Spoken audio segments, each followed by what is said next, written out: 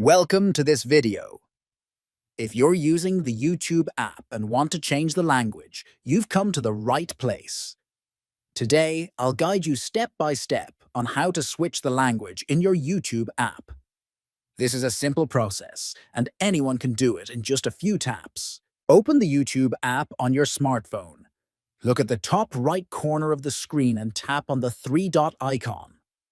From the drop-down menu, select Settings. Inside the Settings menu, tap on General. Now scroll down until you find the Language option. Tap on Language to see the list of available languages. Choose the language you prefer from the list. A confirmation message will appear. Click Change to apply the new language.